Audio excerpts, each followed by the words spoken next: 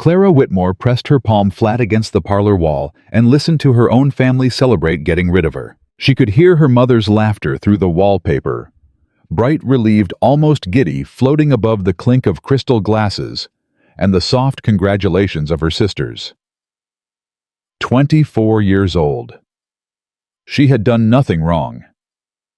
She had simply been born too honest, too stubborn, too much herself, for a family that worshipped appearances the way other people worshipped God. They had just handed her off to a stranger, and they were toasting to it. If this story moved something in you, please subscribe to our channel and follow along until the very last word, because this story is far from over. Drop the name of your city in the comments below. I want to see exactly how far this story has traveled. Now let's go back to the beginning and find out how Clara Whitmore became the woman nobody who knew her as a girl could ever have imagined. The Whitmore family name meant something in Harlan County, Montana. It meant cattle. It meant land. It meant the kind of money that had been in the ground so long it grew roots, and those roots wrapped themselves around everything: the courthouse, the bank, the church. Pew, third from the front, where Edmund Whitmore sat every Sunday morning, with his hat on his knee and his chin lifted at exactly the angle of a man who believed God had specifically arranged the universe around his comfort. Edmund had 3 daughters. Margaret was the eldest, composed, graceful, trained since childhood to walk into a room and make every man in it feel important. She had her mother's cheekbones and her father's calculation. She knew how to smile without showing too much teeth, how to agree without actually agreeing, how to make a man believe a conversation had been entirely his idea. Violet was the middle daughter, softer, sweeter, the kind of pretty that made older women pat her hand and younger men stumble over their words. She played piano beautifully. She embroidered. She had cried exactly once at a dinner party because a guest made a cutting remark about a widow in town, and by the end of the evening, 3 men had offered to marry her on the spot. Then there was Clara. Clara was the youngest by 4 years, and she had apparently arrived in the world having missed whatever instruction the other 2 received about how a Whitmore woman was supposed to behave. She spoke when she wasn't spoken to. She argued. She once told Reverend Aldous right there in the church doorway, with half the congregation listening, that his sermon on wifely submission was a misreading of the passage, and she could show him the original Greek if he had a spare quarter hour. She could ride a horse better than most of the ranch hands on her father's payroll. She kept the household ledgers better than the man her father hired to do it. And when she found a $300 discrepancy in February of 1882, she brought it to her father with the figures laid out in a neat column, and he fired the accountant and never once thanked her. She was not beautiful in the way her sisters were beautiful. She was something sharper than that. Dark eyes that held their ground. A jaw that didn't soften when people wanted it to. Hands that were always reaching for something: a pen, a ledger, a bridle, a book. Her father called it a defect. A woman who argues, Edmund Whitmore said once at supper, with the particular weariness of a man who has been exhausted by something entirely of his own making, is a woman who will never be chosen. Clara had looked up from her plate. Chosen for what? He hadn't answered. That was always his answer when he didn't have one. She was 24 that winter. Not married. Not spoken for. Not according to Harlan County society particularly likely to be either. Her mother had stopped mentioning prospects at the dinner table. Her sisters had stopped asking. There was a particular silence around Clara's future that had the shape of a decision already made, that she would remain, that she would manage the household books and the kitchen correspondence, and grow old in the east bedroom of the Whitmore house, increasingly irrelevant, increasingly invisible. Until one day, she simply wasn't there anymore, and nobody was quite sure when that had happened. Clara knew what they thought. She had always known. She just refused to act like it mattered. The night everything changed was the night of the Caldwell gathering. Gerald Caldwell owned the second largest spread in the county, and threw a dinner every January that was less a social event and more a survey of who had money, who was losing it, and who might be convinced to align themselves with who before spring planting. Edmund Whitmore attended every year because Edmund Whitmore went wherever people with money gathered, the same as a hound follows the smell of meat. He brought his daughters. He always brought his daughters. They were in his view assets, the kind of assets a man displayed strategically like good silver. The evening began the way all such evenings began. Careful conversation, careful wine, careful dresses, careful smiles. Margaret positioned herself near the fireplace where the light was flattering. Violet played 3 pieces on the Caldwell's piano to general admiration. Clara sat near the window with a glass of cider she hadn't touched and watched the room with the quiet attention of someone who found human behavior considerably more interesting than pretending to be interested in it. That was when Elias Boone walked in. She had heard of him, of course. Everyone in the county had heard of Elias Boone. He owned the mountain ranch up past the North Ridge, thousands of acres of high-altitude grazing land that most cattlemen considered impossible to work, and that Elias Boone had spent 15 years turning into one of the most productive operations in the territory. He was 32 years old, unmarried, rarely seen below the tree line, and the subject of a particular kind of county gossip that mixed fear with grudging respect. The way you mix salt into bread. You can't taste it separately, but without it the whole thing falls flat. He was not what Clara expected. She had expected someone larger somehow, more dramatic. The stories made him sound like weather, like something that happened to people, rather than a person himself. But the man who came through the Caldwell door that January night was simply tall, quietly built, with dark eyes that moved across the room, the way a man's eyes move when he has spent years reading terrain and knowing exactly what he is looking at. He wore a good coat that had been pressed, but not recently. His jaw was set without being hard. He shook Gerald Caldwell's hand once firmly, and didn't smile, but there was nothing unfriendly in it, only the particular self-possession of someone who has no performance to maintain. He sat across the room from Clara for most of the first hour. She was aware of him in the vague peripheral way she was aware of most things, cataloging without staring, filing without fetching. He spoke to 3 or 4 men during that time. He didn't approach the piano. He didn't hover near the fireplace or angle himself toward the prettier women in the room, which Clara noticed, because most of the men in the room had done exactly that within the first 15 minutes. What he did, and this she only understood later, was watch. She didn't know then what he was watching. The evening cracked open around 9 o'clock, when a commotion near the kitchen brought 3 of the servants out into the main hall with tense, lowered voices. Clara caught enough of it to understand one of the kitchen workers, old Hattie's husband, had collapsed. He'd been working the outdoor fire pit in the cold, and his hands had gone numb, and he'd cut himself badly on a serving iron, and there was blood and confusion, and nobody seemed to know whether to call for the doctor or simply move him somewhere out of the way. The guests murmured. Nobody moved. Clara set down her cider glass and walked directly into the hall. "Bring him inside," she said in the voice she used when she was talking to ranch hands who were frightened, clear, unhurried, leaving no room for argument. "Not the back room somewhere warm near the main fire. Does anyone have clean linen?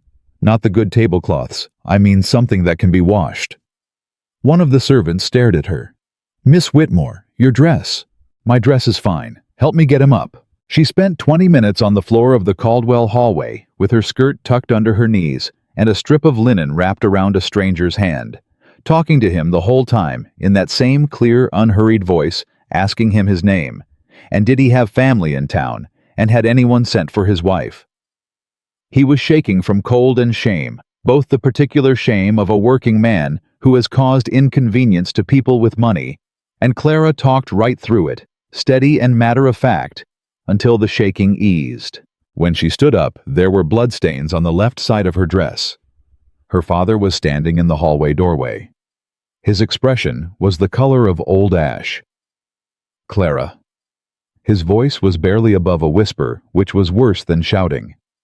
"Go clean yourself up." He needed help. There are servants for that. The servants were frightened. Someone had to be calm. "You are a guest in this house. A guest does not kneel on the floor and—" A person was bleeding, father. "I don't particularly care what the correct social response to that is." She walked past him. What she did not see, what she would not learn until much later, months later, lying in the dark of a mountain ranch in the earliest hours of a February morning, was that Elias Boone had been standing at the far end of that hallway the entire time, watching. The formal request came before the evening was over. She was near the window again, the same window, her cider still undrunk on the sill, when Gerald Caldwell approached her father with Elias Boone at his shoulder. She was too far away to hear the words. She saw her father's face change surprise first, then calculation, then something that tried to be pleasure, and landed somewhere closer to relief. She thought nothing of it. Men talked to her father about cattle and land and money, all evening, every evening. She turned back to the window. Her sister Margaret appeared at her elbow 10 minutes later. "Clara?" Her voice had that particular breathless quality it got when something had happened that she had not been the center of. "Mr. Boone has asked Father about you." Clara looked at her. "About me?" "For courtship." Margaret said it carefully, the way you set down something fragile. "He spoke to Father directly. He said he had observed you this evening, and he wished to call." Clara was quiet for a moment. "He observed me kneeling on a hallway floor with someone else's blood on my dress." "I know." "And he wishes to call." "Father has already agreed." She looked across the room. Elias Boone was speaking to Caldwell again, his back half turned. He did not look like a man who had just done anything remarkable. He looked like a man who had made a decision that seemed to him entirely straightforward. "Why?" Clara said mostly to herself. Margaret had no answer for that. Neither for the moment did anyone else. The carriage ride home was quiet in the way that a room is quiet before someone starts shouting. Her father sat across from her with his hands folded over his knee, and a look on his face she recognized the look of a man rearranging figures in a column, deciding whether the sum came out favorably. "Elias Boone is not an easy man," he said finally. "I've heard that. His ranch is isolated. The winters up there are severe. I know where Montana is, Father." "Clara." He said her name with the particular exhaustion that had followed her name around for as long as she could remember. "I am telling you this because I want you to understand the situation fully before we discuss it further. The situation," she said, "being that a man you've never exchanged 2 words with has asked to court a daughter you've spent 24 years treating like a problem you haven't solved yet." The inside of the carriage went very still. "You will not speak to me that way," her father said. "I'm not speaking to you any particular way. I'm describing what I observed. Elias Boone is wealthy, Clara. He is respected. He has land that will only increase in value as the territory develops. He is—" Edmund paused. "He is an opportunity." "For whom?" Another pause. "For the family." She looked out the window at the dark Montana night, at the snow coming down in slow, enormous flakes that caught the carriage lamp, and held the light for a fraction of a second before dissolving. "What if I don't want to go?" Her father said nothing for long enough that the nothing became its own kind of answer. She should have let it go there. She should have waited until morning, until she had slept on it, until she had the full picture. She was 24 years old, and she had spent 24 years in this county, and she knew as well as she knew anything how to wait for the full picture before drawing a conclusion. But she was also Clara Whitmore. And Clara Whitmore had never once in her life been able to let a silence stand when there was something real on the other side of it. So when they arrived home and the carriage door opened and her father stepped out without looking at her, Clara did not go directly to her bedroom. She went to the back of the house, to the narrow hallway beside the kitchen stairs, where the wallpaper was thinner and the sound carried better than it did in the front rooms. She heard them from 15 feet away. Her mother's voice, first high and bright, almost giddy, the voice she used at church when something truly delightful had occurred. "Edmund, I cannot believe it. Of all the girls, she's the one who—" A sound that was almost a laugh. "Well, I suppose God provides."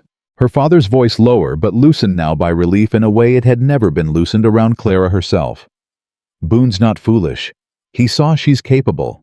A mountain operation needs someone who can actually work, not just sit in a parlor. As long as he takes her." Her mother's voice dropped slightly, but not enough. "I love her, Edmund. You know I do, but she has made it very difficult around here.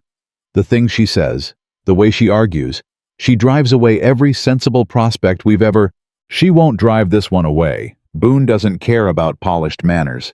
He wants someone who won't collapse the first hard winter. Well?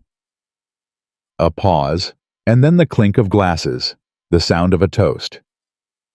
Here's to Clara finding her place. Finally. And then, the laughter. Her mother's laughter, soft and relieved, and utterly, completely genuine.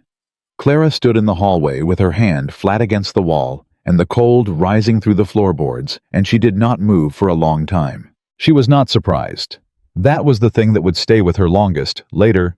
Not the pain of it, not the humiliation, but the absence of surprise. She had always known in the way you know things, you refused to formally admit to yourself what she was to this family. A complication. A misfit piece that the puzzle had been built around rather than for. She had told herself for years that if she was useful enough, capable enough, indispensable enough, the calculation would change. Standing in that hallway at 24 years old with the sound of her mother's laughter still in the air, she understood that the calculation had never been about her capability at all.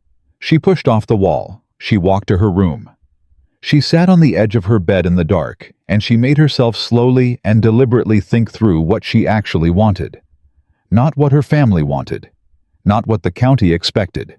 Not what a woman of her age and station was supposed to want. What she wanted. The answer when it came was simple enough that she almost laughed. She wanted out. Not him specifically. She knew almost nothing about Elias Boone. He could be everything the county gossip said he was: cold, remote, impossible to reach. He could be worse things than that. She had no way of knowing, but she knew this house. She knew this county. She knew the east bedroom, and the household ledgers, and the dinner table where her father looked through her, and her mother smiled around her, and her sisters spoke of futures that had nothing to do with her. She had been 24 years in this particular version of invisible. And the mountain, any cold, any isolation, could not possibly be lonelier than this. She met with Elias Boone 3 times before she agreed to marry him.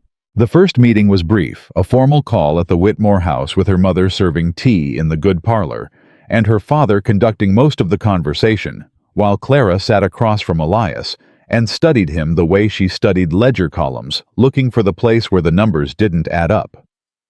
He was quieter than she expected. He answered her father's questions in full sentences, but without elaboration, and when her father made a joke that both he and her mother laughed at, Elias Boone simply waited for it to finish, and then continued what he'd been saying without malice and without pretense, as though the laughter had simply been weather.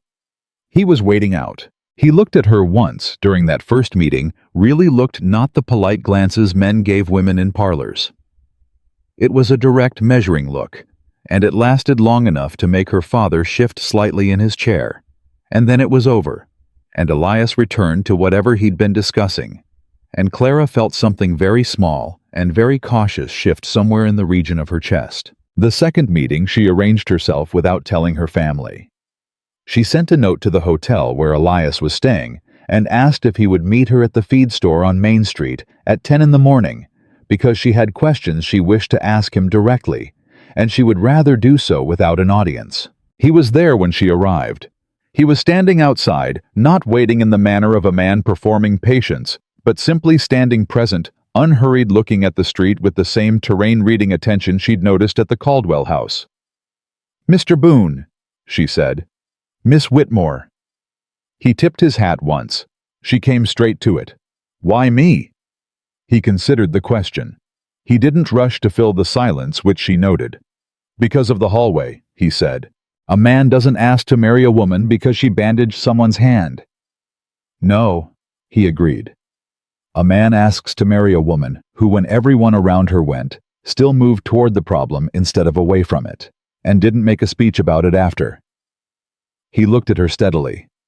"That's not as common as you'd think." Clara studied him. "What is your ranch like? Cold, remote, hard work every season, harder in winter. The nearest town is 2 hours by horse in good weather. The hands are good men, but they're not drawing room company."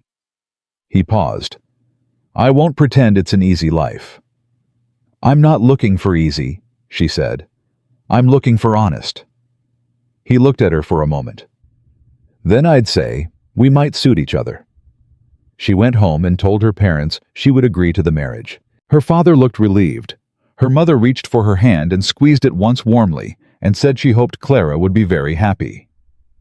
Clara held very still throughout this and smiled at the right moments and went to bed that night with her hands folded on her chest and her eyes open in the dark.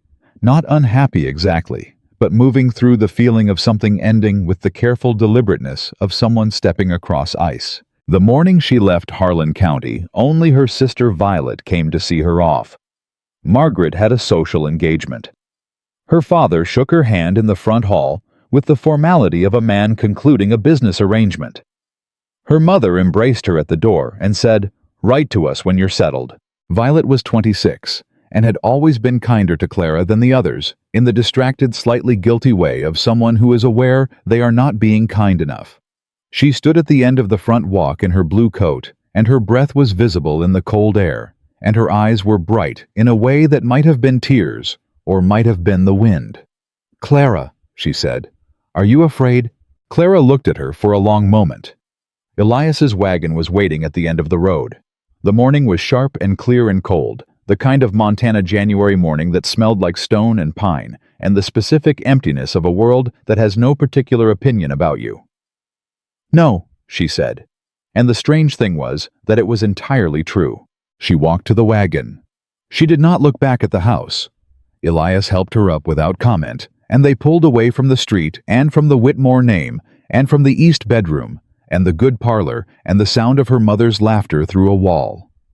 The road north wound up into the mountains, and the town fell away behind them, and the sky opened up above the tree line into something vast and pale and indifferent and beautiful. Elias drove for the first hour without speaking. Clara didn't mind. She had spent 24 years surrounded by words that had nothing real in them. The silence felt for the first time like room to breathe. "My cook's name is Harriet," Elias said, finally not looking at her. "She's been with the ranch 12 years. She runs the kitchen the way a general runs a campaign. I'd advise not disagreeing with her about anything involving food." Noted. "The head wrangler is a man named Pete Doyle. Came up from Texas 9 years ago. He has a short temper and a longer memory for anyone who treats his horses poorly." "I ride well," Clara said. Elias glanced at her sideways. "I know." She looked at him. "You know, your father's foreman, Tom Bauer. We've done business. He mentioned it." He returned his eyes to the road. "He mentioned other things, too." "What other things?" A pause. "That you keep the Whitmore accounts. That last February you caught a $300 error nobody else had found in 6 months. That your father thanked you by telling you to stay out of ranch business." Clara was quiet for a moment. "Tom Bauer talks too much." "He respects you," Elias said simply. "Men who respect someone tend to talk too much about them." She looked out at the mountains ahead of them, the long white slopes, the dark line of timber, the sky pressing down close and bright and cold. She thought about the east bedroom. She thought about her father's handshake at the door, businesslike and brief. She thought about her mother's laughter through the wall. Then she set the thought down. Not buried, Clara had never been someone who buried things. Just set down, placed somewhere she could find it again if she needed to remember what she had left and why. "Mr. Boone," she said. "Elias. Elias." She tried it. It sat plainly without ornament. That seemed right for a man like him. "I want you to know something from the start." He waited. "I did not agree to this because I had no other choice. I had choices. I chose this one, and I intend to make something of it." She looked at him directly. "I will work. I will learn whatever I need to learn about this ranch. I will not be a decoration or a burden or something you regret, but I will also not pretend to be smaller than I am to make anyone around me more comfortable. If that's going to be a problem, it would be better to say so now." The wagon moved through the cold. The horses breathed in clouds of white. Elias Boone considered this for what felt like a long time. "Miss Whitmore," he said at last. Clara. Clara. He nodded once, a small motion that was somehow definitive. The last person who tried to be smaller than they were on that mountain quit after 3 weeks. The mountain doesn't have much use for small. He looked at her briefly, and there was something in his eyes she hadn't expected. Not warmth exactly, but something adjacent to it. Recognition, maybe. The look of a man seeing clearly what is actually in front of him. Be as large as you are. It'll suit the place fine. She turned back to the mountains. Somewhere up there, past the tree line, past the long white slopes and the dark stands of pine, there was a ranch that had nothing of her in it yet. A kitchen run by a woman named Harriet. A wrangler with a short temper and a long memory. Hands who would look at her and see the boss's wife, and not much more, at least at first. She had 24 years of practice at being underestimated. She thought for the first time since the Caldwell gathering, something that felt remarkably like the beginning of a plan. The wagon climbed higher. The town of Harlan County disappeared behind the first ridge swallowed by distance and pine, and the cold white endlessness of a Montana January morning. Clara Whitmore, soon to be Clara Boone, though she didn't know yet what she would do with that name, rode up into the mountains beside a man she barely knew, toward a life she hadn't lived yet. And she did not look back. Not once. Boone Ridge was nothing like what Clara had imagined, and everything like what she had needed. She had expected silence. What she found instead was noise, the particular purposeful noise of a working ranch that didn't stop for weather or darkness, or the arrival of a new woman who didn't yet know where anything was. Horses called out from the barn. Men's voices carried across the yard in clipped, functional sentences. Somewhere, a gate banged in the wind. The whole place moved like a clock that had been wound tight and trusted to keep its own time. Harriet was waiting on the porch. She was a broad, square woman, somewhere in her late 50s, with iron-gray hair pinned back so severely it looked structural, and eyes the color of creek water in March, clear cold, and entirely unimpressed. She looked Clara over, the way a buyer looks at a horse, not rudely, but honestly, with no pretense that she wasn't doing it. "You're younger than I expected," she said. "And you're exactly what I expected," Clara said. Harriet's eyes sharpened. A beat passed. "Come inside," she said. "Supper's been holding." That was Clara would learn later as close to approval as Harriet got on a first meeting. She took it. The kitchen was the center of the house in a way that no room in the Whitmore house had ever been the center of anything. It was warm and organized and smelled of wood smoke and rendered fat and the particular mineral smell of a cast iron stove that had been in continuous use for years. 3 ranch hands were already eating at the long table. When Clara came in, they stood briefly with the grudging courtesy of men who have been told to stand when a woman enters and aren't sure yet whether this particular woman is worth the interruption to their meal. Clara looked at them steadily. "Sit down," she said. "Please." They sat. One of them, a young man with a narrow face and quick eyes, glanced at her sideways and then back at his plate, and she filed him away under Bear's watching. Elias sat at the head of the table. He didn't perform his authority. He didn't need to. The whole room organized itself around him, the way rooms organize themselves around something fixed and certain, without anyone being told to do it. "Harriet will show you the house tomorrow," he said without preamble, passing the bread. "Pete will introduce you to the horses when you're ready. No timeline on that. You settle in first." "I'd like to see the account books," Clara said. Harriet turned from the stove. The young man with the quick eyes looked up. Even Elias paused just briefly before he reached for the salt. "All right," he said. Harriet set a plate in front of Clara with a firmness that was not quite a slam.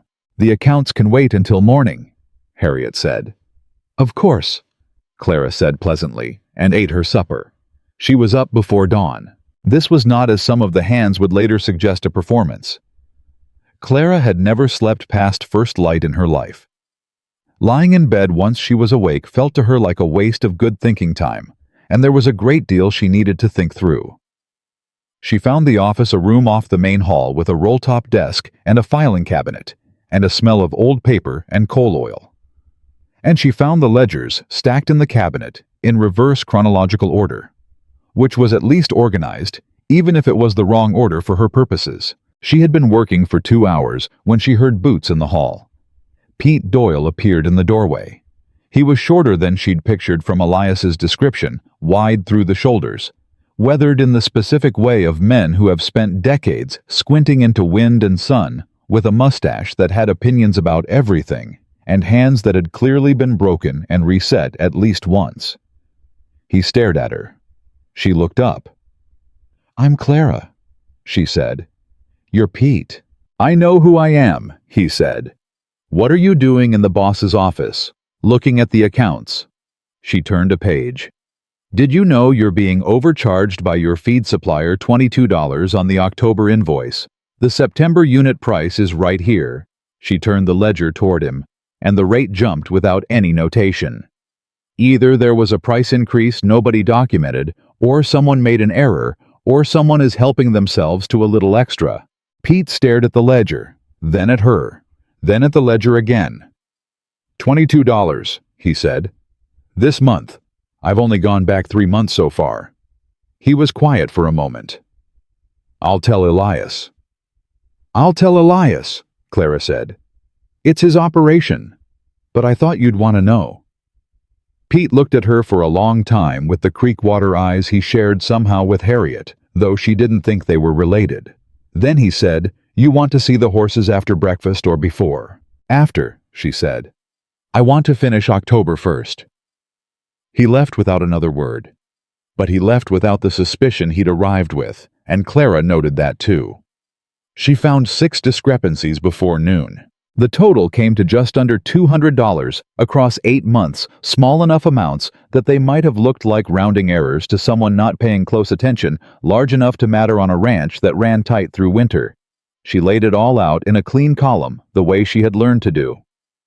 It figures lined up straight and honest, and brought it to Elias where he was working in the barn, with 2 of the hands on a section of fence that had buckled under snow weight. He read through it without speaking. His jaw tightened once. "Lyle Morrow handles the supply orders," he said. "Has for 4 years. "I know. You're telling me he's been skimming. I'm telling you the numbers don't match, and I can't find a legitimate explanation. What you do with that is your business." He looked at her for a moment, that same direct measuring look she'd seen at the Caldwell party. "I'll look into it. There's one more thing," she said.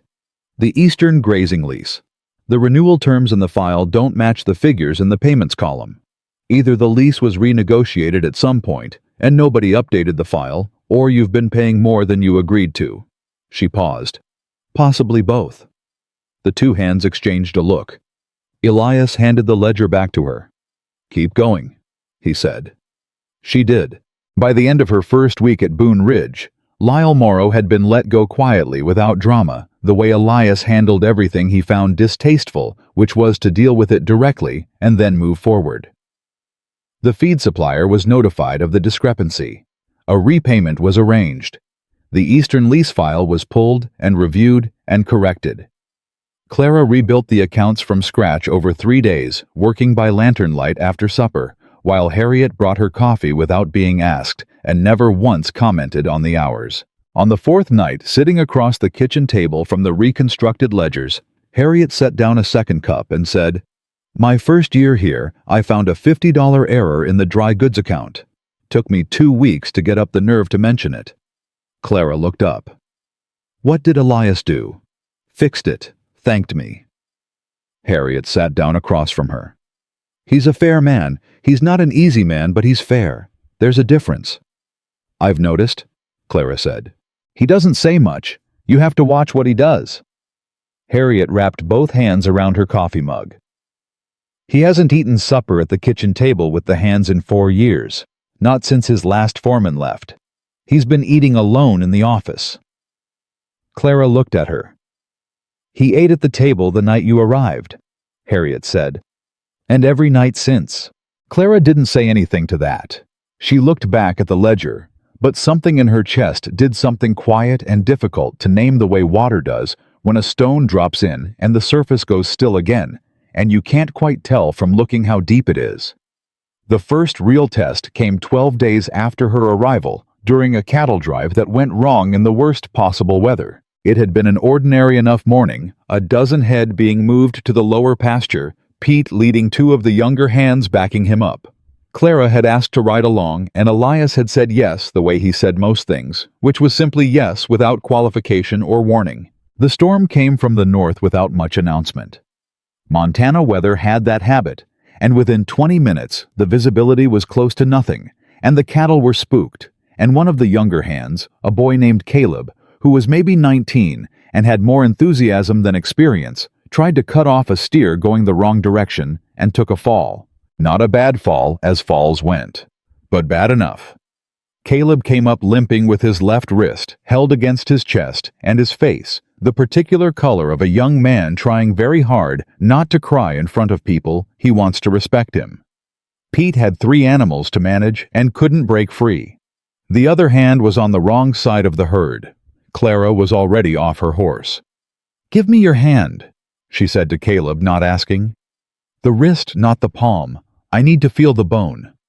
"Ma'am, I'm fine." "You're not fine. Give me your hand." He did. She worked through it quickly and surely, pressing along the bone, watching his face, asking him to move his fingers.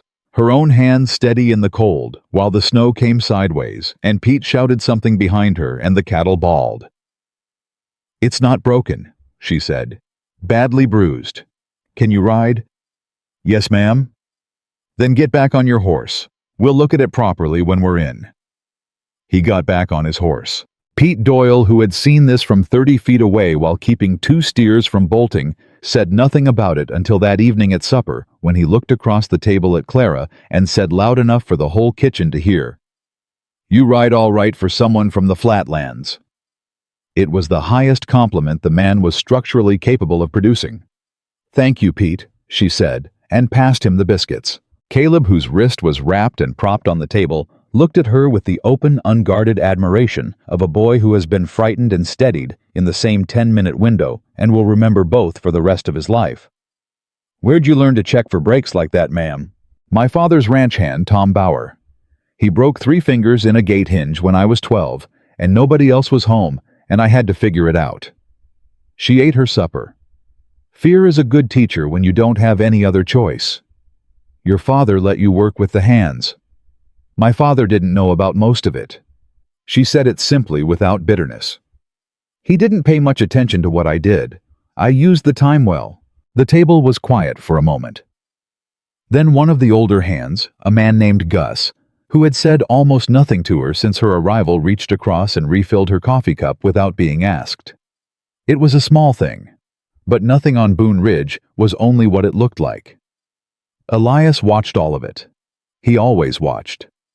Clara had gotten used to that, the way his attention moved through a room like weather present and real, and carrying information without ever demanding that you notice it. She watched him too. She watched him talk to Pete Doyle about the spring herd with the specificity of a man who knew every animal by habit and history. She watched him sit with old Gus on the porch after the evening meal, not talking, just sitting the way men sit together when they've worked side by side long enough that conversation has become optional. She watched him one morning crouch beside the barn cat who had delivered a litter in the hay and talk to her in a low voice while he moved the kittens to somewhere warmer. And the cat watched him with the total, absolute trust of an animal that knows a calm hand from a careless one. He was not what people said he was. He was harder than that, and softer than that, and more specific than any story about him managed to capture. 3 weeks after her arrival, she was alone in the office after supper, when he came in and sat across from her, without asking, which was unusual enough that she set down her pen. "Can I ask you something?" she said. "You generally do," he said. "Not unkindly. Why me, really, and don't say the hallway." She looked at him steadily. The hallway was part of it, but a man doesn't ride down from a mountain in January and ask for a woman he's seen once across a crowded room, not unless he already knows something. Elias was quiet for a moment. The lantern between them held its light. "Do you remember the Whitmore Harvest Gathering?" he said. 4 years ago, September. She thought. I remember it. There was a stable boy, young kid 15 or 16. He'd been working your father's horses all day and he hadn't eaten. Your father had kept the hands late and the kitchen had closed. He was trying to get some bread from the kitchen girl and she wouldn't let him in without your father's say-so. He paused. Your family was at the table when he came around to ask. Your father told him to wait. Your sisters didn't look up. Your mother changed the subject.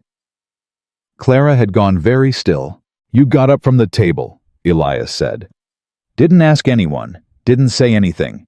You went to the kitchen, and you came out with a plate and a cup of coffee, and you gave it to him out by the south fence, where nobody would see him being fed like he was something to be managed. He looked at her. And then you came back inside, and you sat back down, and you didn't say a word about it. You didn't look around to see if anyone had noticed. You just ate your supper. The office was very quiet.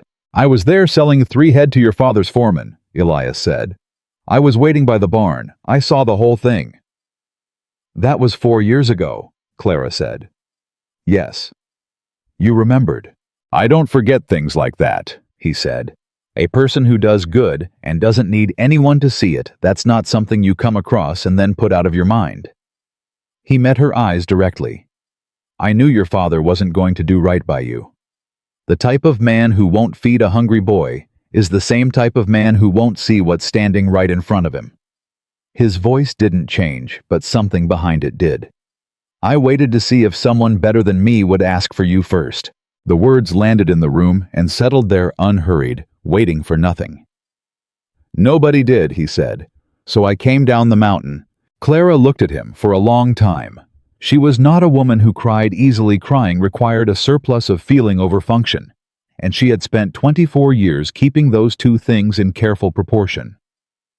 But something in her chest was pressing up against something it had been pressing against for a very long time, and the pressure was different now, and she was not entirely sure what would happen if she let it. Elias, she said. Yes. That's the longest thing you've said to me since I arrived. Something shifted at the corner of his mouth, not quite a smile, but the place where a smile would be if he let one out. Seemed worth saying. She looked back at the ledger. She picked up her pen. She did not trust herself right at that moment with anything more complicated than numbers. But when she reached for the ink and her hand passed close to the lantern, Elias reached out and tilted the light slightly toward her side of the desk so she could see better. And then he pulled out a piece of ranch correspondence he'd been meaning to get to, and settled into the chair across from her, and worked through it in the same space, in the same light, in the same quiet. And neither of them said another word for an hour. It was, Clara thought later, lying awake in the mountain dark with the wind moving outside, and the ranch breathing slowly around her, the most honest evening she had spent in the company of another person in her entire life. She was not yet in love with him. She was something that had not quite named itself yet. Something that came before love maybe, or ran underneath it, the way water runs under ice before the thaw. Certainty maybe. The particular certainty of someone who has spent a long time in rooms where nothing was real, and has finally, without fanfare, found something that is. Outside the mountain, held its cold and its dark, and its enormous, indifferent beauty. And somewhere below it, impossibly far away, a family was going about its life without her in it. She turned onto her side. She closed her eyes. She slept better than she had in years. Spring came to Boone Ridge the way most things came to Boone Ridge, without asking permission, and without making apologies for itself. The snow pulled back from the lower pastures first, then the upper meadows, then the high timber line, and the ranch expanded with it, stretching into the warmer air like something that had been holding its breath. There was more work in spring than in any other season. Calving fence repair, the cattle count, the supply orders, the hiring decisions, and Clara moved through all of it with a fluency that surprised even herself. The ledgers were clean. The supply contracts had been renegotiated. Pete Doyle had stopped looking at her like a problem he hadn't solved yet, and started looking at her like a piece of equipment he'd been skeptical of, and had since been proven wrong about, which, for Pete, was an extravagant form of respect. Harriet had started leaving coffee on the office desk without being asked. Caleb called her Mrs. Boone, the way young men say names when they mean something larger. Gratitude, maybe, or the particular loyalty of someone who has been seen clearly at a frightened moment and not judged for it. And Elias. Elias had not said much more after that evening in the office. He didn't need to. What had shifted between them was not the kind of thing that required maintenance through words. It was in the way he moved through a room when she was in it, not toward her exactly, but aware of her, the way you're aware of something you've decided to trust. It was in the way he passed her the accounts each morning without a word, the way he asked her opinion on the lease renewal and then actually used it, the way he had one evening in late March, simply reached across the table and covered her hand with his for one brief, unhurried moment, and then gone back to his supper as though nothing had happened and everything had happened at the same time. She was in love with him by April. She knew it the way she knew most things, not with drama, but with the quiet, definitive recognition of someone confronting an accurate figure in a column. It was simply true. She had stopped arguing with true things a long time ago. She told him on a Tuesday, which was, she would later think, entirely characteristic of both of them. They were going over the summer grazing plan at the kitchen table, and she looked up from the map and said, "Elias, I need to tell you something." He looked up. "I love you," she said. "I'm not saying it to make you say anything back. I'm saying it because it's true, and I don't see the point in knowing something true and keeping it to yourself." He was quiet for long enough that she wondered briefly if she'd miscalculated. Then he said, "Clara, yes, I've been in love with you since the third day you were here when you told Harriet her biscuits were better than anything you'd had in Harlan County, and Harriet believed you because you said it the way you say everything, like it's just a fact." Clara stared at him. "You've known since March." "February," he said. "I said the third day." "Elias Boone." She set down her pen. "You waited 2 months to say anything." "I wasn't sure you were staying," he said simply. "I needed to be sure before I said it." "I was sure I was staying after the first week." He considered this. "I reckon I should have asked." "You reckon correctly." She reached across the table and took his hand the way he had taken hers in March brief, certain without performance. He turned his hand over and held hers. That was all. That was everything. They were married in a small ceremony in May, with Pete Doyle as witness, and Harriet as the only other person present, and Harriet cried, which she denied afterward, with such ferocity that nobody mentioned it again. The letter from Harlan County arrived 3 weeks later. It came in her mother's handwriting, careful, practiced the penmanship of a woman who had learned early that a neat letter implied order, even when order didn't exist. Clara read it at the kitchen table with her second cup of coffee, and her face gave away nothing which told Harriet, who was watching from the stove, that something was wrong. The Whitmore cattle business had failed. Not slowly, the way honest failures happen, but suddenly, the way failures happen when they've been dishonest for years and finally become too heavy to hold up. Edmund Whitmore had been borrowing against future income for half a decade. When 2 consecutive dry summers hit the lower ranches hard and the income didn't materialize, the debt came due all at once, and there was nothing behind it. The bank had moved on the property in April. Her father had managed to keep the house, but only barely, and only because a neighbor had intervened on a short-term note. Her mother's letter did not mention any of this directly. It mentioned instead that things had been difficult, and that the family had been managing a challenging period, and that it would be so lovely to hear how Clara was getting on. The last paragraph mentioned with careful casualness that if Clara happened to have any thoughts on resources that might help the family stabilize, they would be so grateful for her perspective. Clara set the letter down. "Your father," Elias said. He was standing in the doorway with his hat in his hand. "The whole operation," she said, "collapsed. Debt they've been hiding for years." She looked at the letter. "She's asking for money." Elias said nothing.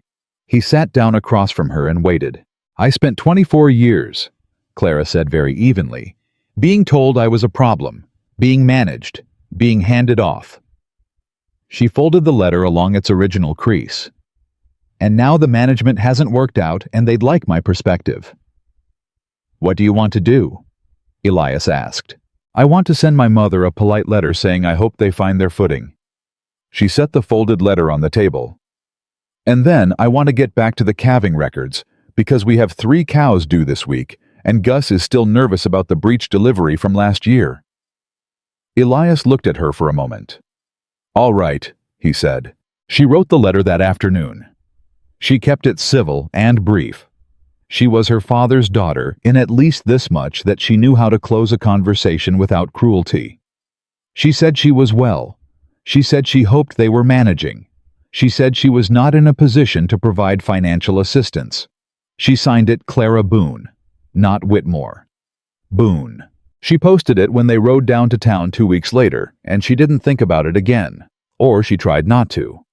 The truth was that the letter sat in some part of her mind like a splinter, not debilitating, but present nagging at the edge of her thoughts at odd moments. Not because she regretted refusing. She didn't. But because she knew her father, and she knew what happened to men like Edmund Whitmore when they felt cornered and humiliated and refused, and the knowing of it was an unease she couldn't fully explain even to herself. She should have trusted that unease. In late August, she and Elias rode south to Bozeman to sell 50 head of cattle, their best summer yield yet, and a trip that had been planned for 2 months. They were gone 4 days. Pete was in charge. Harriet kept the house. The ranch was left in capable hands, the same as it had been a dozen times before, and there was no reason to think this time would be different. They were 2 hours from home on the 4th evening when they saw the smoke. It was too much smoke, too black, too far north. Elias said nothing. He didn't need to. They both spurred their horses at the same moment and rode hard, and Clara's heart was doing something cold and mechanical in her chest that was not quite fear and not quite dread, but the specific terrible clarity of someone who already knows what they are going to find. What was left of the barn was still smoldering when they arrived. Pete met them in the yard. He'd aged 10 years in 4 days. His hands were wrapped in cloth, and his voice, when he spoke, was the voice of a man who has been running on pure duty since something broke inside him. We got the horses out, he said. Lost the structure. About half the hay stores. Nobody hurt. He paused. Nobody in the fire, but Caleb's arm got burned pulling the last mare out. How bad? Clara said. He'll keep the arm. He'll have a scar. Where is he? Harriet's with him in the house. Clara was off her horse and through the door before Pete finished the sentence. Caleb was in the kitchen, his left arm wrapped from wrist to elbow, his face the color of old candle wax. Harriet was sitting beside him, with the look of a woman who has not slept in 4 days and would not rest until she knew the thing she was watching had been resolved one way or another. When Clara came in, Caleb tried to sit up straighter. Don't, she said, and sat down beside him. She took his good hand. You got them all out. Every one, he said. Even the chestnut mare. She didn't want to go. He tried to smile. I reckon she and I both have a better story to tell now. Clara pressed his hand once. She did not let her face do what it wanted to do, because Caleb needed her steady more than he needed her honest right now, and she was getting very good at knowing which one a room required. She went back outside to Elias. He was standing at the edge of the burned structure, with Pete and Gus, and all 3 of them had the look of men who have been having a conversation they stopped having when she walked up. She looked at Elias. He looked at her. Tell me, she said. Pete cleared his throat. The fire started at the south end, near the doors. The hay was stacked along the north wall, nowhere near where the fire started. No lanterns were left burning. Gus checked himself before he went in for the night. He paused. The latch on the south door was broken from the outside. The yard went very quiet. Someone said it, Clara said. We can't say for certain. Gus started. Someone said it, she said again. Flat, certain, not a question. Pete looked at his wrapped hands. There was a man seen on the road south of here 2 days before, older, heavy set, driving a wagon with no markings. Asked at the Tanner farm about the Boone operation, said he was an old acquaintance. He paused. Mrs. Tanner described him. Clara already knew. She knew before Pete finished the description. She knew from the weight of it, from the shape of it, from the particular way that dread fills a space when it's confirming something you've been afraid to confirm. My father, she said. Nobody answered. Nobody needed to. Elias made a sound. Low controlled the sound of something very large being held in place by will alone. He turned and walked to the far end of the yard and stood there with his back to all of them, and Clara watched his shoulders and knew exactly what was happening inside him. The same thing that happened to every man she'd ever seen reach the end of something they'd been patient about for too long. She walked to him. Elias. He didn't turn. He burned my barn, Clara. I know. He burned it because you wrote that letter, because you didn't give him what he wanted. He drove up here and set fire to. I know. She stepped around to face him. He looked at her, and his eyes were the eyes of a man who has been just enough damage away from something terrible that he can feel the distance closing. I know, she said a third time softer. And I'm angry too. I am. But if you ride south tonight, I will be here alone, managing a destroyed barn, and a burned boy, and 30 head of unsettled cattle, and that's not something you want. You know it's not. His jaw worked. He doesn't get to. He doesn't get anything, she said. Not from you, riding south in the dark and doing something you can't undo. Not from me falling apart. He gets nothing. She held his eyes. What we do now is exactly what he was hoping we wouldn't be able to do. We stand up, we rebuild, and we do it so well that every person in this valley knows exactly who the Boones are, and exactly who Edmund Whitmore is, and there is no confusion between the two. She put her hand on his chest, flat steady. That is the only revenge worth having. Do you understand me? He stared at her for a long time. She didn't move, didn't look away. The fight in him did not disappear. It never fully disappeared, she knew that, and she respected it. But it moved, it settled. It found a different shape. He put his hand over hers. All right, he said. All right, she said. They turned back to the yard together. Pete was watching them from a careful distance, and when they walked back toward him, he had the look of a man who has just seen something he did not expect to see and has revised several opinions accordingly. He straightened up. What do we need? Clara said. Lumber first, then labor, then a plan. I'll ride to Ketterer's mill first light, she said. Elias, can you draw the structure from memory? I built it, he said. I can draw it in the dark. Then let's start tonight.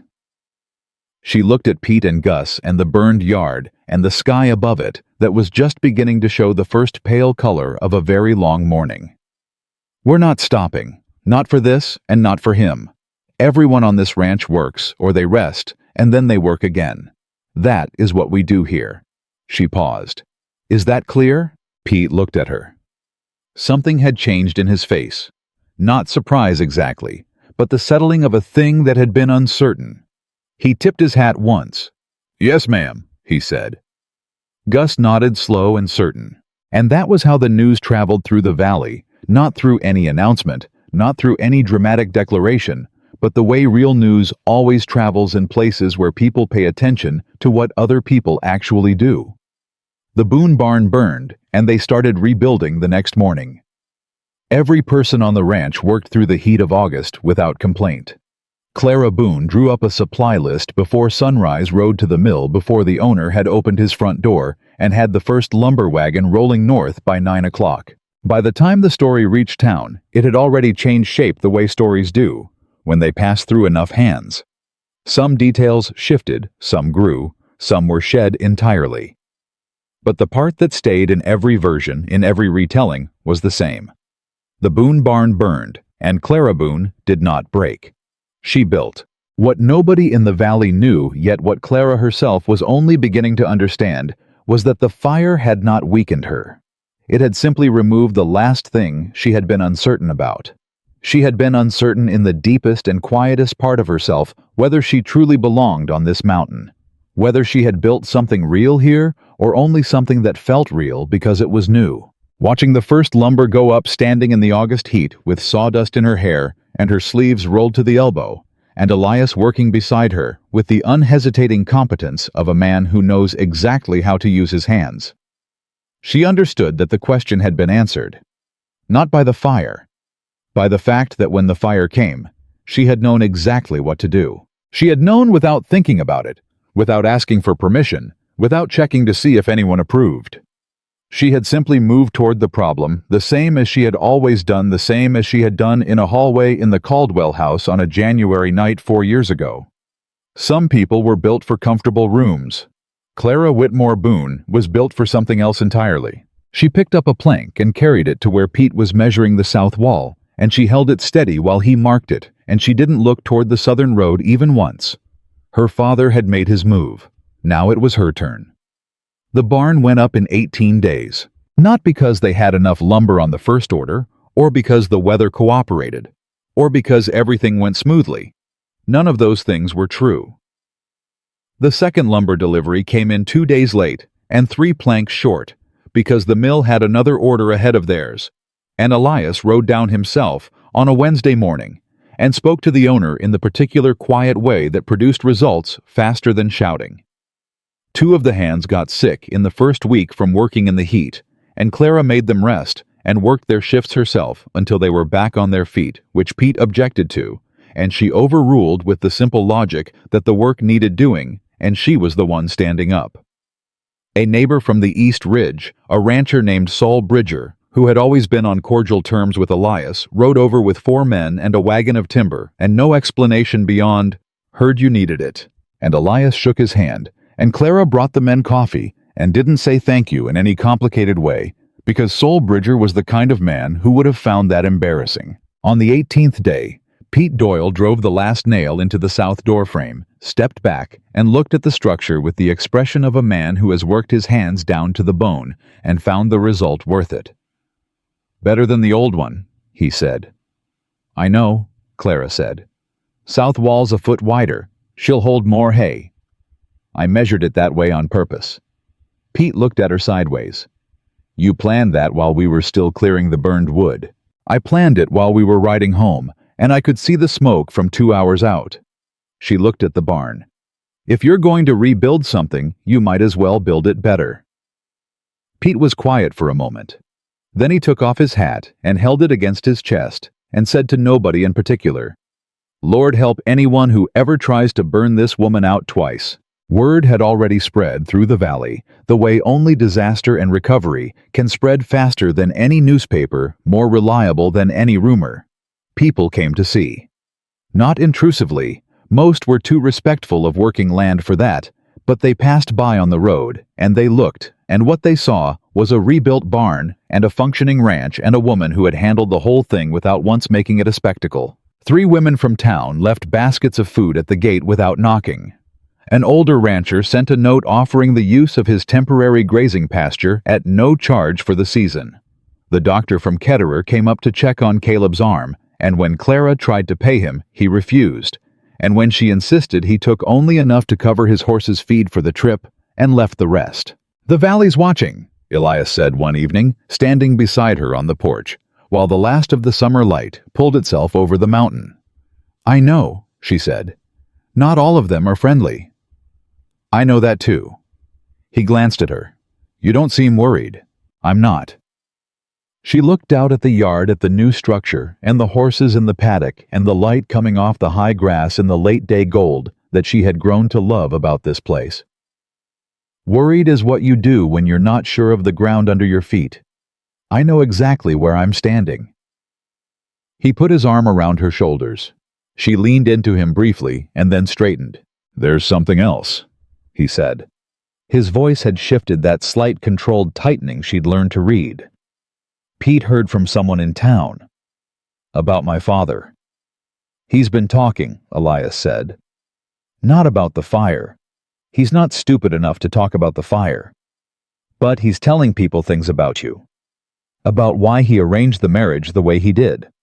saying he worried about your stability, saying he was protecting the family by finding you a suitable situation before... He stopped. Before I became a burden, Clara said evenly. Before you became a problem, Elias said. That's his word. Problem. The air between them was very still. He's building a story, she said, getting ahead of it, in case the fire comes back to him. That's what Pete thinks. She nodded once. It was the nod of someone who has just seen where all the numbers lead and doesn't particularly enjoy the sum, but isn't going to pretend it adds up differently. All right. Clara. All right, she said again. He's afraid. Frightened men tell stories to make themselves the reasonable one. I know how this works. She looked up at him. What matters is what people see when they look at this ranch. And right now what they see is everything he said I couldn't be. She paused. Let him talk.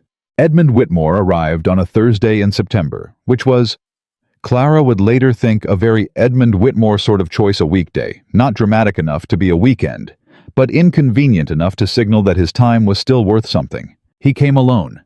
That surprised her. She had expected, if he came at all, that he would bring some form of reinforcement.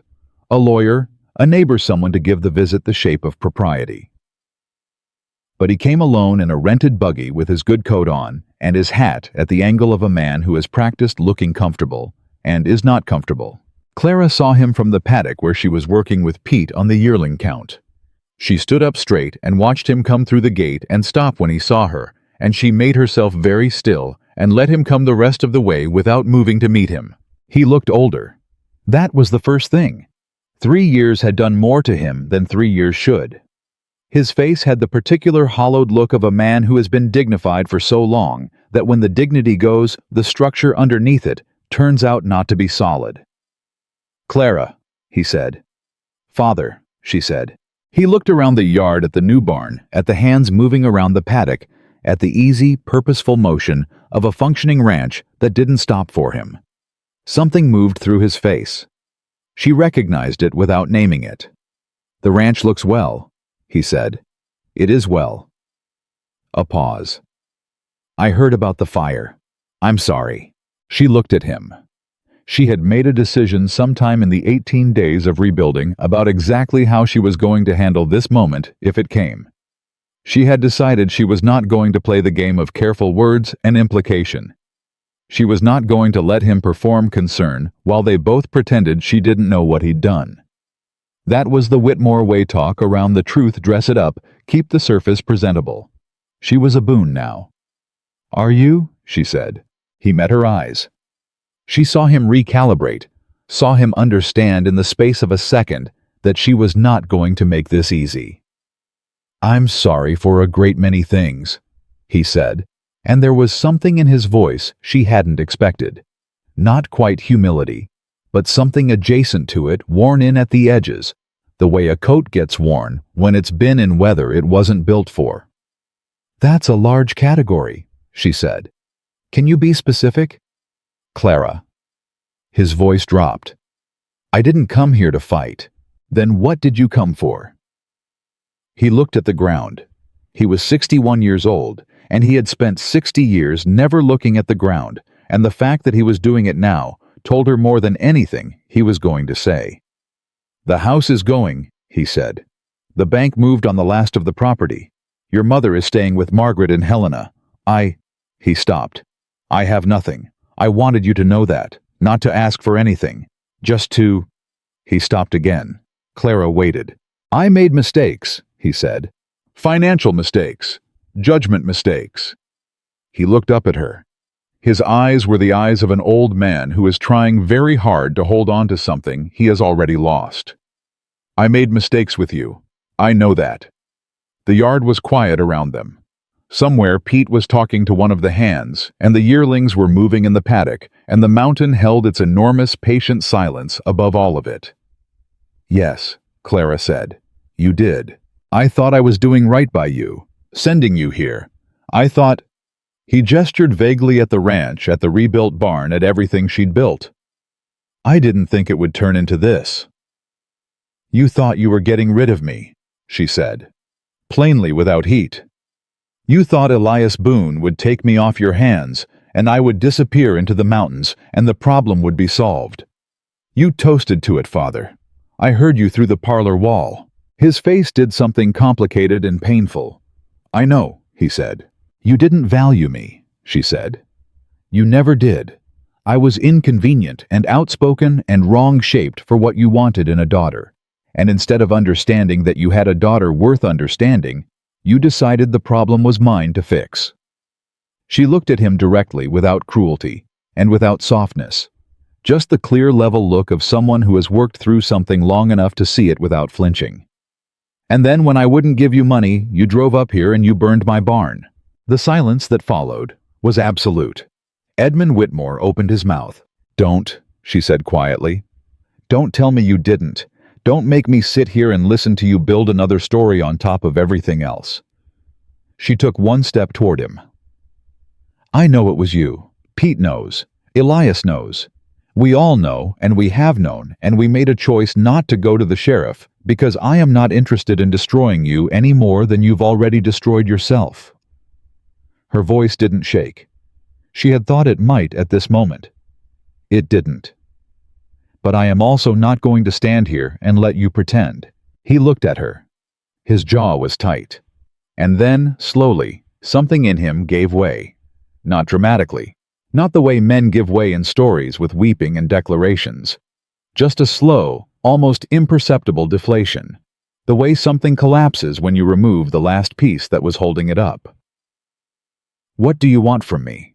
He said, and his voice was very quiet and very old. Nothing, she said. That's the honest answer, Father. I don't want revenge. I don't want an apology because an apology at this point is more about your comfort than mine. I don't want money or acknowledgement or any of the things I might have wanted from you 10 years ago. She paused. What I wanted from you, I stopped waiting for a long time ago. I built what I needed instead. She let him hear that. She gave it the silence it required. You spent my entire life treating me like I had no value, she said. And now you have to live long enough to watch the life I built without you. That's not a punishment I'm handing you. It's just the truth. And I think somewhere in you, you already know it. Edmund Whitmore stood in the yard of Boone Ridge with his hat in his hands and the rebuilt barn behind his daughter and the whole mountain watching, and for the first time in 60 years, he had absolutely nothing to say. Clara turned to go. Then she stopped. Mother is at Margaret's in Helena, she said without turning around. If she needs anything, she can write to me. I'll do what I can for her. She was unkind to me, but she was weak, not malicious. There's a difference. A pause. You can tell her that. She walked back to the paddock. She didn't look back. Elias was in the doorway of the new barn, and from the look on his face, she knew he'd heard enough of it to understand what had happened. He didn't say anything when she reached him. He just looked at her with those steady dark eyes, and what was in them was not pity and not admiration. It was simply recognition. The particular recognition of someone who has watched you be completely yourself in the hardest possible moment and found the answer sufficient. He's leaving, she said. I know. I'm all right. I know that too. She put her hand on the new barn door, solid pine, the south wall a foot wider than the old one, and she felt the wood under her palm, real and present, and built by hands she trusted. I want to talk to you about something, she said. All right. There's a widow in Ketterer, Mrs. Forsyth. Her husband died in March, and she's been trying to manage 30 head on her own. The bank's going to move on her property by winter if she can't show income. Clara looked at him. I want to offer her work, not charity. Work. She knows cattle, and she's got nowhere to be. Elias was quiet for a moment. How'd you hear about her? Harriet. Harriet hears everything. He nodded. Send her an offer. There's also Caleb's younger brother, 17. Caleb mentioned he's been working a bad situation over in the Bitterroot and wants out. We could use another hand for winter. You already decided, Elias said. I'm asking your opinion. No, you're not. But the corner of his mouth moved. Send for him. She smiled. It was the smile that had taken her most of a year in this place, to find not the careful, managed smile she'd worn in the Whitmore house, but the real one, the one that showed up when something was genuinely straightforwardly good. "I'll write the letters tonight." He reached out and brushed a streak of sawdust from her hair, which was still in it from the morning's work. "Clara." "Yes, I'm proud of you." He said it the way he said everything, plainly, without decoration, so that it landed with its full weight and nothing extra. "What you said to him, what you did, all of it." She held that for a moment. "I know," she said. And she did. For the first time in her life, standing in the yard of a ranch she had built with her own hands on a mountain, she had made her own. She did not need him to say it for it to be true. She already knew. That winter, Mrs. Forsythe arrived with 2 dogs, a mule, and 30 years of cattle knowledge that immediately made Pete Doyle's professional life both easier and more argumentative, which he complained about endlessly and secretly enjoyed. Caleb's brother, a boy named Eli, who was all elbows and earnestness, arrived 2 weeks later and attached himself to the yearling operation with the particular devotion of someone who has finally found the place they belong. Harriet, watching all of it from the kitchen doorway one December evening, said to Clara, "You're collecting strays." "I'm offering work," Clara said. "It's the same thing on this mountain." Harriet handed her a cup of coffee. "Your husband doesn't mind." "He suggested it before I did," Clara said. "He just made me think it was my idea." Harriet made a sound that was definitely a laugh, which she covered immediately with a cough. "Smart man. The smartest I know?" Clara looked out at the yard. "Don't tell him I said so. He's already insufferably confident." "He really isn't," Harriet said. "That's the thing about him. He's the least arrogant certain man I've ever known." She paused. "You're a good match." Clara wrapped her hands around her cup and looked out at the mountain and the ranch and the smoke rising from the new barn, where Eli was probably talking to the horses again, because he did that when he thought no one could hear. She thought about the parlor wall in the Whitmore house. She thought about a January road through the snow. She thought about a lantern on a desk shared between 2 people who had both in their own ways spent a long time learning how to trust what was real. "Yes," she said, "we are." The year turned. The mountain moved through its seasons the way it always had and always would, enormous and indifferent and impossibly beautiful, and Boone Ridge moved with it and grew with it and became slowly and without announcement something more than anyone had expected it to be. Something that had Clara Whitmore Boone's fingerprints all over it in the best possible way. The years passed the way good years do not, slowly, not quickly, but with the particular fullness of time that is being used well. Boone Ridge changed. Not all at once, not through any single dramatic event, but through the accumulated weight of 1,000 ordinary days of work and decision, and the kind of stubborn daily commitment to something larger than yourself that most people admire in others and rarely manage themselves. The herd grew. The grazing leases expanded east and north. A second bunkhouse went up the year after the barn built to accommodate the hands that the operation increasingly required, and Clara designed that one to wider south wall, better drainage. A window that actually opened, which Pete Doyle complained was unnecessary luxury, and then slept better for the next 6 years because of the cross ventilation. Mrs. Forsythe stayed. She became improbably, and then inevitably, the person Clara talked to on the nights when Elias was away, and the mountain felt large, and the responsibilities of the ranch pressed down in the specific airless way they sometimes did when nobody was watching. She was 63 years old, and had buried a husband, and outlasted 3 bad winters, and had opinions about everything that mattered, and the particular grace of someone who has stopped performing comfort for other people, and simply offers it. "You're tired," she said to Clara one October evening the 2nd year she was there. "I'm fine." "You're tired," Mrs. Forsythe said again. "There's no shame in it. This is a lot to carry." Clara looked at her hands on the table, rough now, in a way they hadn't been in the Whitmore house, with calluses in the right places, the hands of a woman who works. "I don't know how to stop," she said. It wasn't a complaint, just a fact offered to someone she trusted to receive it accurately. "You don't have to stop," Mrs. Forsythe said. "You just have to put it down at the end of the day. There's a difference. That was the year Clara started leaving the ledgers in the office at supper time instead of bringing them to the kitchen table.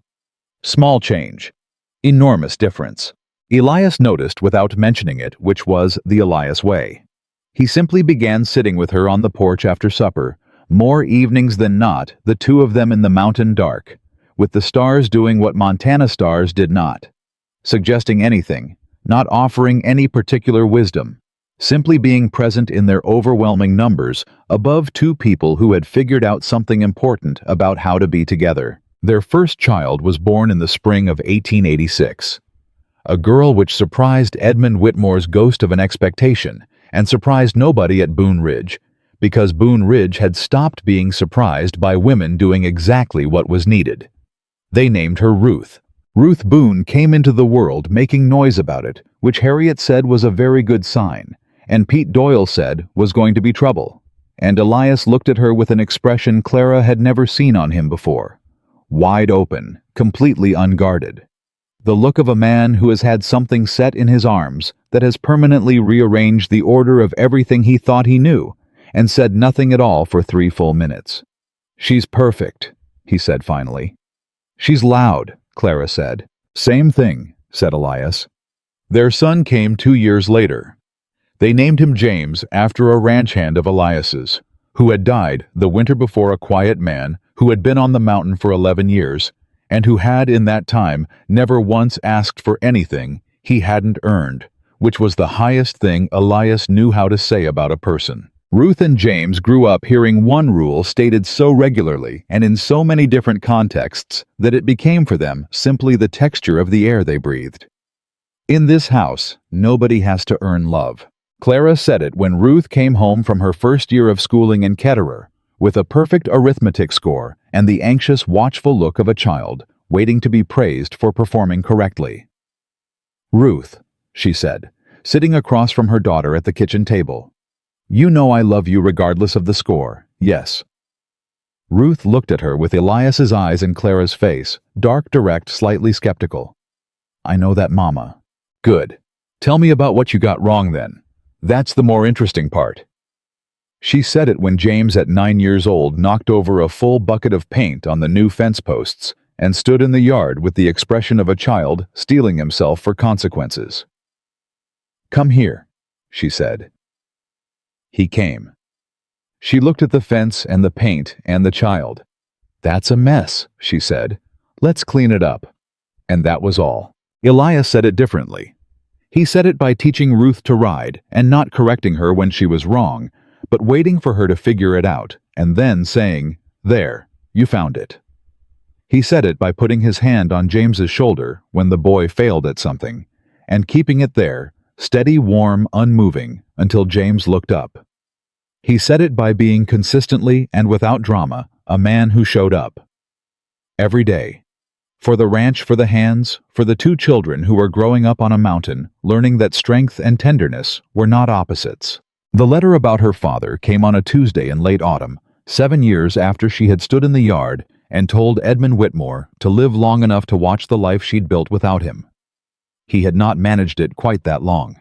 The letter was from a lawyer in Helena Terse, formal, informing her that Edmund Whitmore had died 6 weeks prior of a failure of the heart. He had been living in a rented room near the stockyards. The society he had spent his life cultivating had not attended the funeral. 3 people had been present. The lawyer did not say who they were. Clara read the letter at the kitchen table with her second cup of coffee, the same as she had read every letter that had ever come from Harlan County. She read it through twice. She set it down. She looked at the wall for a moment with the particular expression of someone working through something that doesn't resolve cleanly. Not grief exactly, because grief requires the loss of something you had, and what her father had been to her was mostly an absence with a name. Not satisfaction either, because she had meant what she told him in the yard. She hadn't wanted his destruction. She had simply wanted to live without him defining the limits of what she could be. What she felt was something quieter than either of those things. Something that was almost but not quite peace. She wrote to Margaret to offer condolences. Margaret wrote back a long letter, longer than anything she'd ever sent before, and different in tone from anything Clara had ever received from her. It was honest. That was the word for it.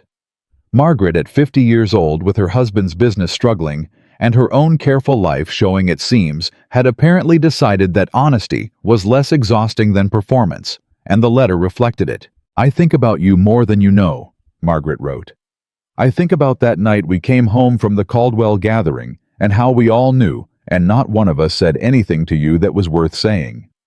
I was 28 years old, and I was afraid of Father, and I told myself you were strong enough not to need it.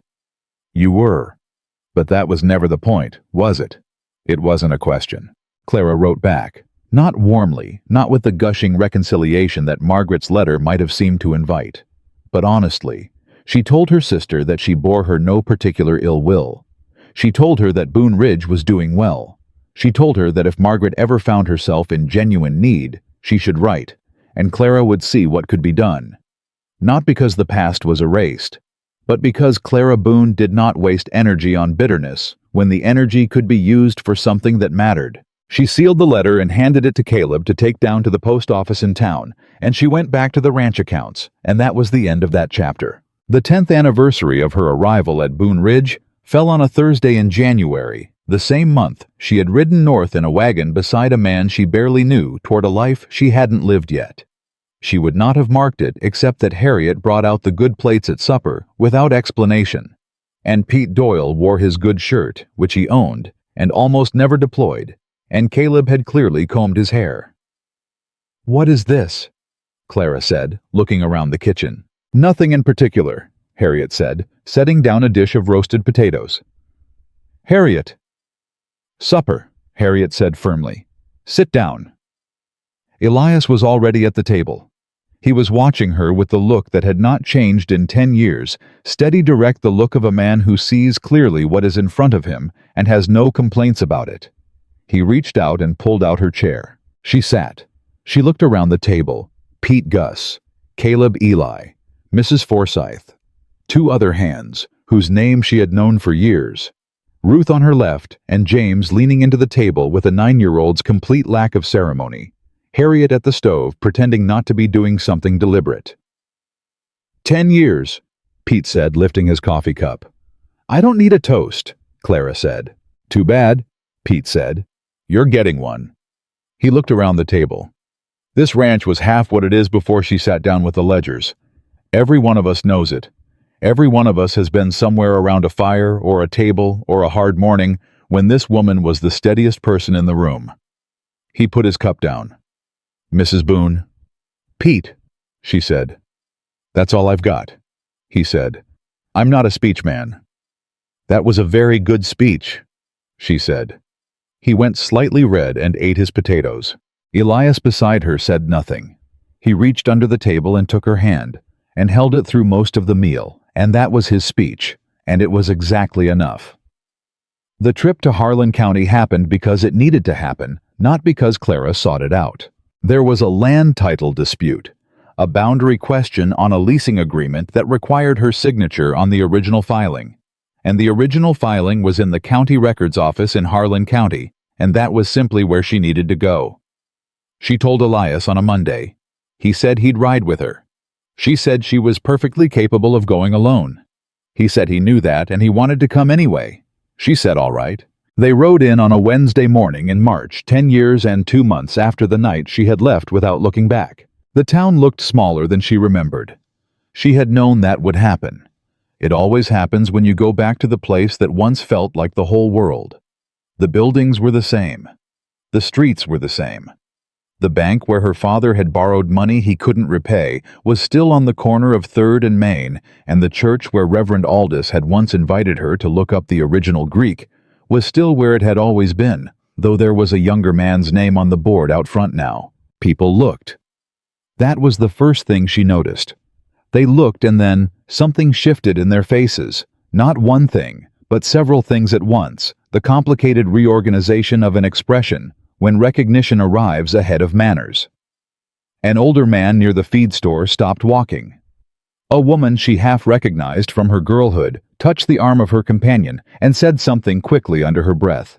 Clara walked through it the way she had learned to walk through everything, with her chin level and her pace unhurried, as though the ground she was walking on was entirely familiar, which in every way that mattered It now was.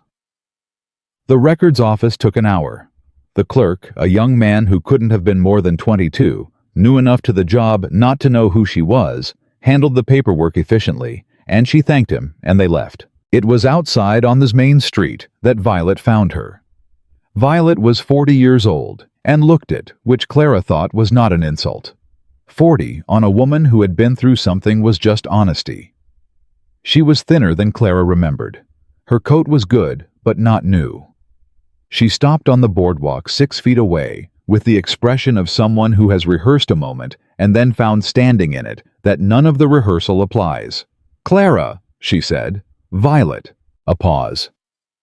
"You look—" Violet stopped, started again. "You look like yourself. More yourself than I've ever seen you." "I am more myself than you've ever seen me," Clara said, simply without sting. Violet's eyes went bright and wet. She pressed her lips together. "I know what Father did. To the barn. I've known for years." "I know you know," Clara said. "I don't need anything from you about it." "I'm sorry." "I believe you," Clara said. And she did. She could see the truth of it in her sister's face, the particular weight of someone who has been carrying something they know they cannot put down by simply naming it. "Violet, I'm not angry with you. I'm not angry with any of you anymore. I was for a while. It's a reasonable thing to be." She paused. "But I stopped waiting for the people who couldn't value me to understand what they missed. It was taking up too much room." Violet looked at her for a long moment. "Are you happy?" Clara looked at Elias standing a few feet back with the patient self-possession of a man who is giving 2 women space for something he understands is theirs. She looked at the mountain road north. She thought about Ruth at the kitchen table with her arithmetic scores. James on Pete Doyle's shoulders at last summer's branding. Harriet bringing coffee without being asked. The new barn a foot wider than the one it replaced. "Yes," she said. "Genuinely." "I'm glad," Violet said. And she was. That was also true. Clara touched her sister's arm once briefly and kept walking. It was at the edge of town, where the main road curved north, and the buildings thinned, and the mountain came back into view, enormous white-shouldered permanent, that Clara stopped. Elias stopped beside her. She stood there for a moment without speaking, looking at the mountain that had been for 10 years her mountain. The place she had ridden toward on a January morning when she was 24 years old and had nothing ahead of her but the choice she had made and the stubbornness to honor it. She thought about the girl who had pressed her palm against the parlor wall and listened to her family celebrate being rid of her. She thought about what that girl had needed in that moment and where she had looked for it and how long she had looked in the wrong direction before she understood that nobody was going to give her what she needed because nobody else had it to give. That you could spend your whole life waiting to be chosen by people who saw you clearly, or you could understand finally that being seen clearly was not something anyone could do for you. You had to do it for yourself first. Show up as yourself fully and without apology, and let the world sort itself around that. She had done that. Standing in the road in Harlan County with the mountain ahead of her and her husband beside her, and 10 years of real life built by her own hands, she had done exactly that. "Ready," Elias said. She turned from the town. She turned toward the mountain. "Yes," she said. They rode north. Behind her, Harlan County went about its business, and the women who had watched her walk through town went home and told the story, the way you tell stories that are larger than you expected, carefully, almost reverently, searching for the right words and not quite finding them. Mothers told their daughters. Young women who had felt in their own lives the particular suffocation of being the wrong shape for the room they were in, heard the name Clara Boone, and held on to it the way you hold on to anything that tells you the story does not have to end the way it began. The girl nobody wanted became the woman nobody could diminish. She did not do it by becoming someone else. She did not do it by waiting for rescue or permission or the approval of people who had decided before she walked in the room that she wasn't worth their attention. She did not do it through luck or through finding the right man or through circumstances finally arranging themselves in her favor. She did it by knowing in the deepest and most unshakable part of herself that the life being offered to her in Harlan County was not the life she was built for. And by having the courage at 24 years old, with nothing ahead of her but a mountain road and a stranger's wagon, and a future that made no promises, to choose the unknown over the unbearable. The mountains did not save her. Elias Boone did not save her. Clara Whitmore saved herself the moment she stopped begging to be chosen by people incapable of loving her, and walked out the door and did not look back, and built something so real and so lasting that the only word for it was hers. That was the whole of it. That was enough.